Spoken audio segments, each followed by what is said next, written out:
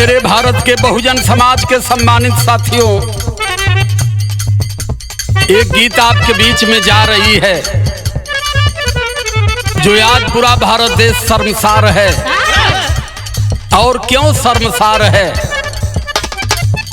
मैं धन्यवाद करता हूं इंडिया अलायंस के सभी गठबंधन राजनीतिक पार्टी के लोगों को कि जो सतबुद्धि मिली आपको कि इस देश के 14 मीडिया का जो आप लोगों ने बहिष्कृत किया है, क्योंकि अगर आज देश को नफरत की आग में कोई झोंक रहा है तो भारत की जो ढोकल बड़ी मीडिया है। क्यों प्रयास कर रहे हैं दिमाग से उतारने के लिए, लेकिन दिमाग से उतर नहीं रहा है मणिपुर का कांड। बेटियां नंगी भरी समाज में घुमाई गई, समाज के सामने उनका बलात्कार हुआ, भाई की हत्या हुई, बाप मारा गया। 73 दिन के बाद जब 21 सेकंड की वीडियो जारी होती है तब यहाँ के पीएम को और यहाँ की बड़ी मीडिया जान पाई। मैं जानना चाहता हूँ माननीय मोदी जी और भारतीय जनता पार्टी के जितनी बड़े शीर्ष लीडर हैं कि मणिपुर में गवर्नमेंट किसकी थी? अगर मणिपुर में बीजेपी की गवर्नमेंट है तो आपका मुख्यमंत्री क्या कर रहा था? उनका थाने में FIR क्यों नहीं हो रहा था? और ये जितनी बड़ी मीडिया वाले दौड़ दौड़ करके सीमा हैदर की, ज्योति मौर्य की खबर बना रहे हैं। इन लोगों ने कभी ये दिखाने की जुर्रत और हैसियत नहीं बनाया, क्योंकि अगर एक खबर चला दिया जाएगा तो भारतीय जनता पार्टी की गवर्नमेंट बेइज्जत हो जाएगी। तो ये गीत मेरी बता रही है क्या है?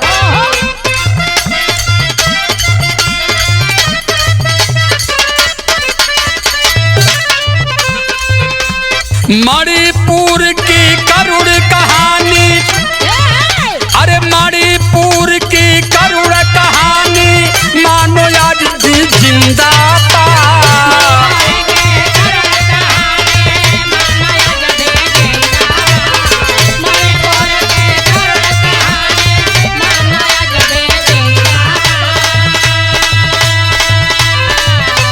मणिपुर की करुण कहानी मानो जरत जिंदाबाद। सारी दुनिया थू थू करती, भारत शर्मिंदाबाद। सारी दुनिया थू थू करती, भारत भी शर्मिंदा।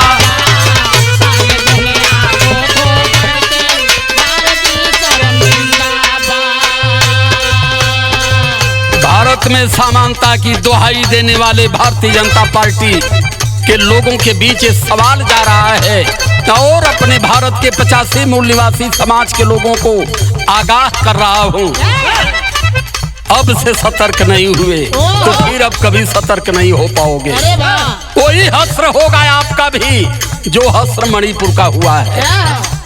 इसलिए लाइन हमारी संकेत कर रही है कि क्या स्थिति थी वहां।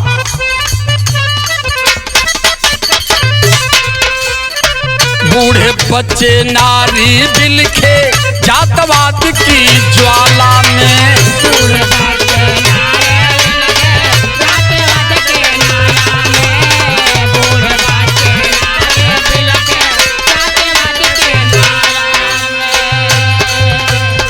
ते गयो तलवार कटारी खून लगल बा भाला में।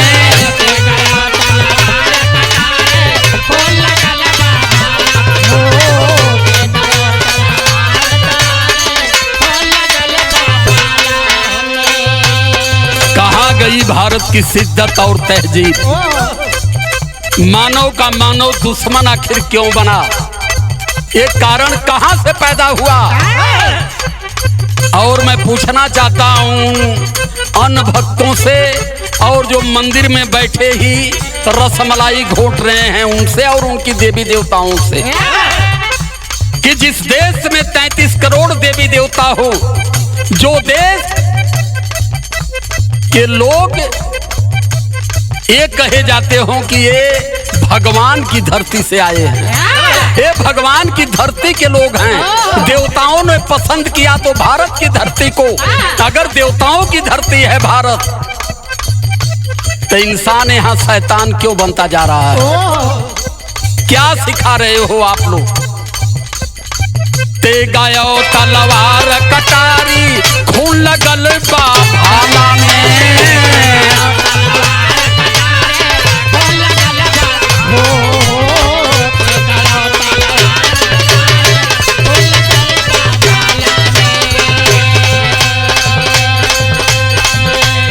तिहत्तर दिन जान न पाया कोई देखा परिंदा हो, का कोई देखा परिंदा।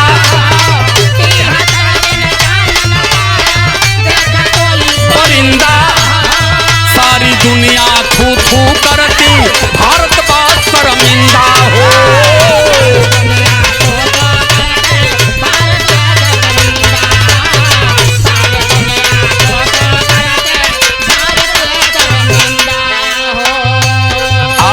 पूरा विश्व थू थू कर रहा है और हमारे चौकीदार अमेरिका में थे, उनको 73 दिन पता नहीं चला कि हमारे भारत का एक अंग जो मणिपुर है वो आज 2 महीना 2.5 महीने से लगातार जल रहा है।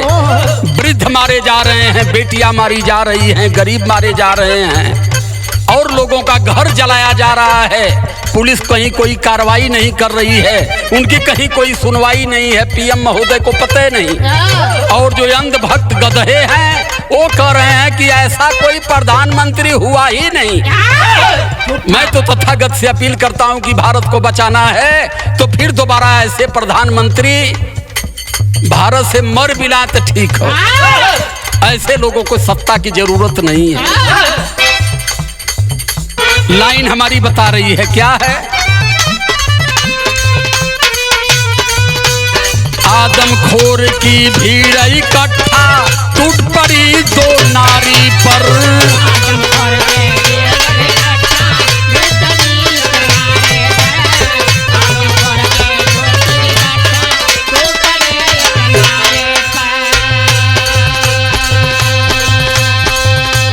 कुदरत का भी कहर न टूटा दुर्योधन व्यभिचारी पर।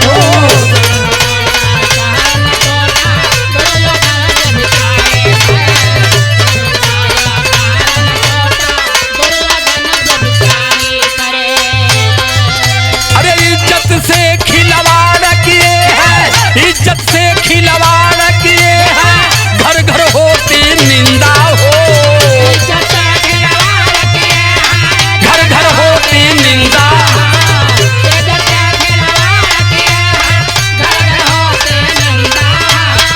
सारी दुनिया थू थू करती, भारत बा शर्मिंदा हो।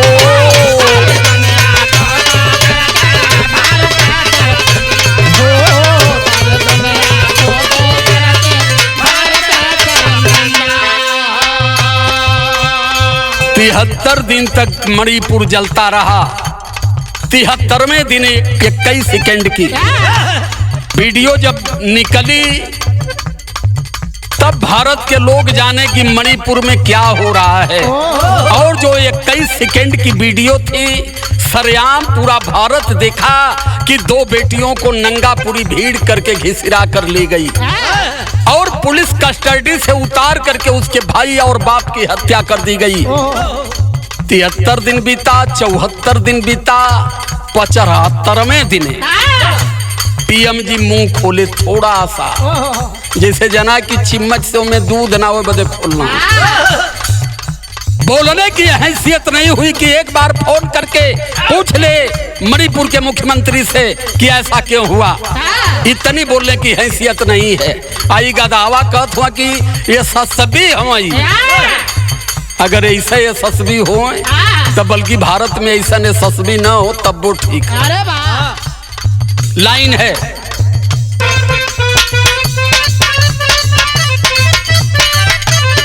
पचहत्तर दिन पर पीएम साहब अपना मुंह जब खोले हो,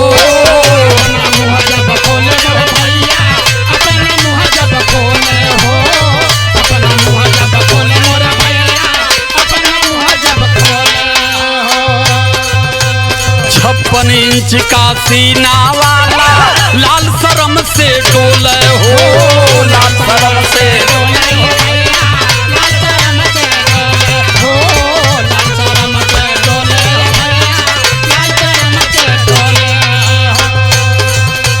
गंगा बहरा बना है शासन, गंगा बहरा बना है शासन, सोच भरा मन गंदा बना है शासन, सोच भरा मन गंदा, सोच भरा मन गंदा, सारी दुनिया थू थू करती, भारत भी शर्मिंदा।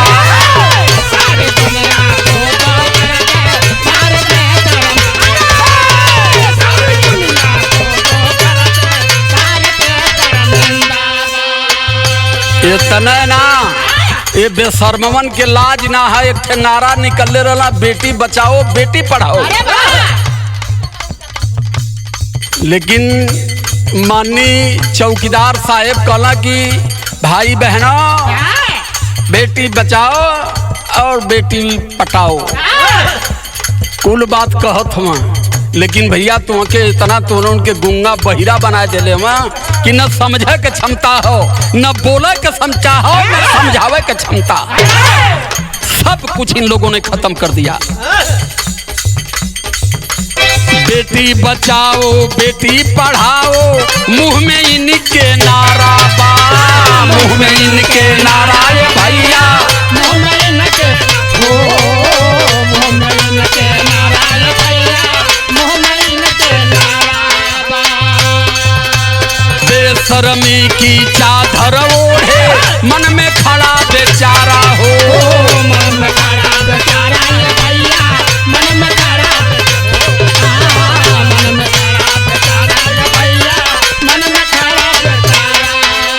संसद में ना चर्चा होती, संसद में ना चर्चा होती, धृतराजी अंधा बा, धृतराजी अंधा,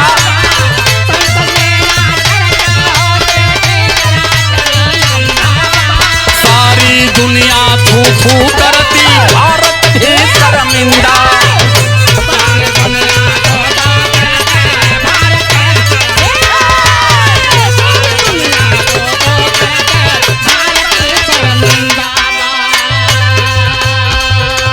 शोषित पीड़ित निर्मल जनता त्राहिमाम चिल्लाए हो, त्राहिमाम चिल्लाए,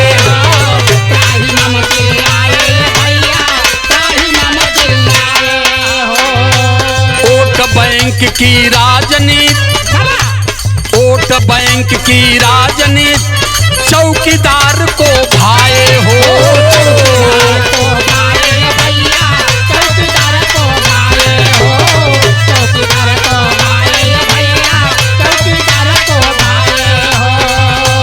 हिंदू राष्ट्र की झलक बिसैली, हिंदू राष्ट्र की झलक बिसैली, डाला गले में फंदा हो,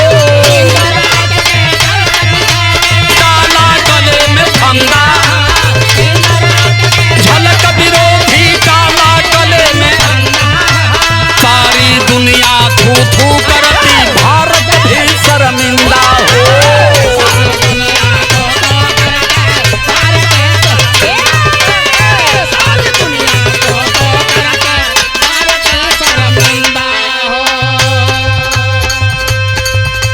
मानवता का उठा जनाजा,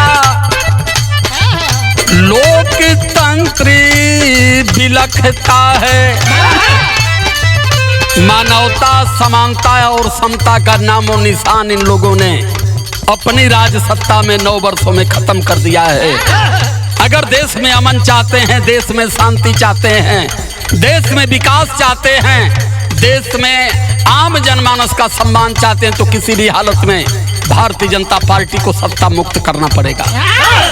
सत्ता मुक्त ना, इन्हन के भारत मुक्त करा कि भारत में इनका नाव निशान तक न रह जाए। ये बदे कि बेहया ऐसा चीज होला तो के फेंक देबा तन को पानी पाई तो पुनुक जाई। तो इसलिए मैं अपने 85 मूल निवासी समाज से अपील करता हूँ कि इस बार इतना उखाड़ दो कि फिर दोबारा ये जामने का नाम न ले, क्योंकि अभी तक कुछ मदादुर थे लेकिन 2024 में आ गए तो पूर्ण रूप से भारत से लोकतंत्र खत्म कर देंगे। फिर यहाँ चुनाव कभी नहीं होगा, सदैव राज सत्ता में वही रहेंगे, जो चाहेंगे वही होगा। संविधान भी दुर्बल होकर, संविधान भी दुर्बल होकर आंसू देखा बहाता हो।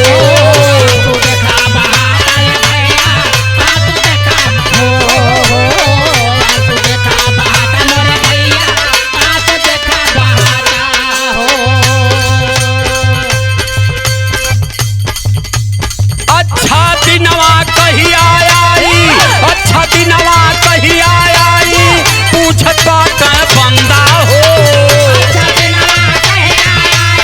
पूछत बात बंदा।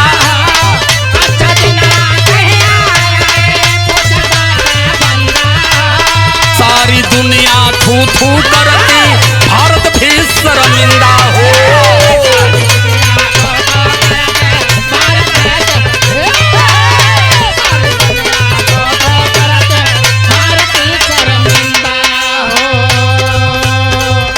अब इनके यशस्वी मुख्यमंत्री का नाम की बात सुन लीजिए, जो मणिपुर के मुख्यमंत्री हैं।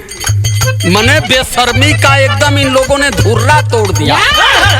झूठा के पेड़ तो ये पहले थे, लेकिन बेशर्मों का धुर्रा भी इन लोगों ने तोड़ दिया। मणिपुर का सीएम कह रहा है, क्या कह रहा है? सीएम को भी शर्म न आई, ऐसा कृत दोहराया हो।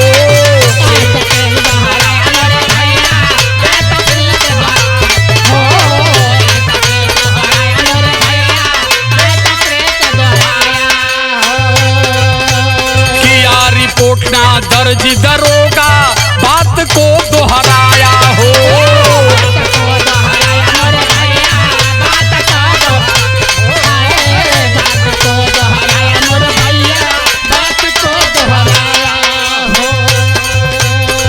दरोगा रिपोर्ट नहीं लिखा, ये तो यहाँ की आम बात है, और ये पहली कोई घटना नहीं वहाँ का सीएम कह रहा है।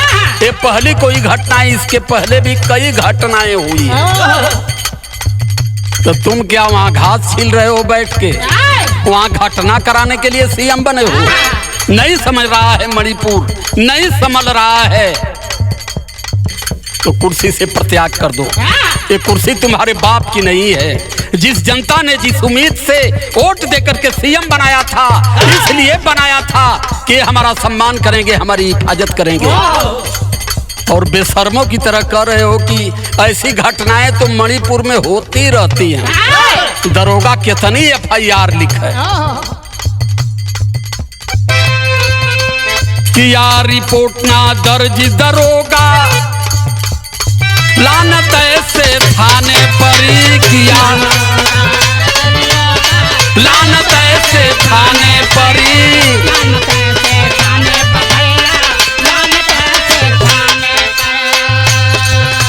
सूरज भान कहे जालिम भैया, अरे सूरज भान कहे जालिम भैया, देश मांगत चंदा बा।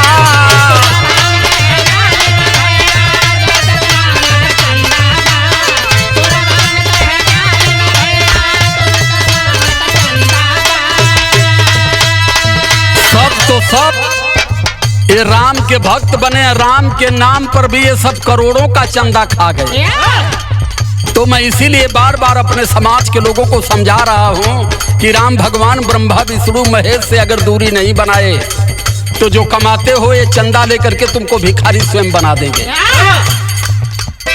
लेकिन हमारे आदरणीय कवि सूर्यभान जी संकेत कर रहे हैं, सूर्यभान कहे शर्म न आवे, यह मांगत चंदा पा।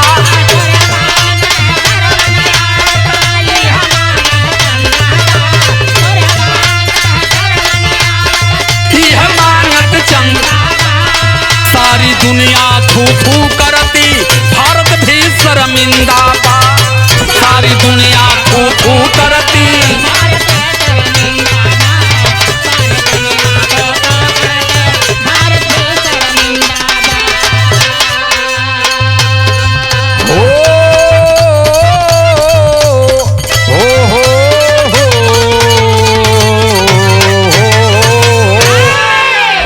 आदर, जय भीम, नमो बुद्धाय।